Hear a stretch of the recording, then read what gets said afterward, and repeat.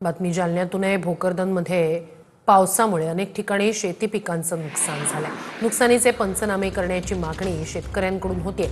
कपाशीसह मका पिकाचं सुद्धा मोठं नुकसान झालंय।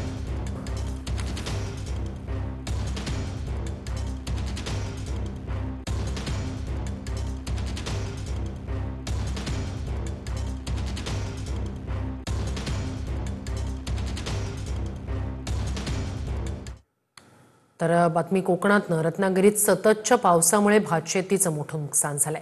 कापून ठेवलेलं भात पीक पूर्णपणे भिजून गेलंय। कृषी विभागाकडून सध्या पंचनामे सुरू आहेत। जिल्ह्यात जवळपास 4000हून अधिक शेतकऱ्यांचं 772 हेक्टरवरील पिकांचं नुकसान झालंय। कोकणावरचं आसमानी संकट आजही कायम असलेलं पाहायला मिळतंय।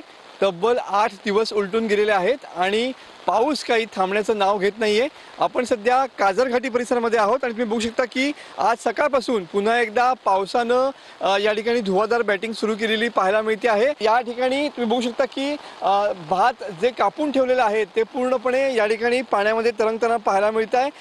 भात शेती पूर्णपणे वाया गेलेली पाहायला मिळते। आतापर्यंतची जवळपास आकडेवारी जी समोर येते त्याच्यानुसार 4000हून अधिक शेतकऱ्यांचं तब्बल 772 हेक्टरवरचं भात शेतीचं नुकसान झालेलं आहे। भात शेतीचे मोत्याचे दाणे यावेळेला पूर्णपणे वाया जाणार याचीच भीती सध्या शेतकऱ्याच्या मनात पाहायला मिळते।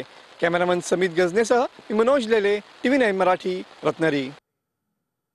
तर यवतमाळमध्ये कपाशी पिकातून शेतकऱ्यानं ट्रॅक्टर फिरवला। पावसामुळे कपाशी पिकाला बोंड लागलीच नाहीत, त्यामुळेच शेतकऱ्यावर पिकावरून ट्रॅक्टर फिरवण्याची वेळ आली। शेतकऱ्यांकडून आता मदतीची मागणी केली जाते।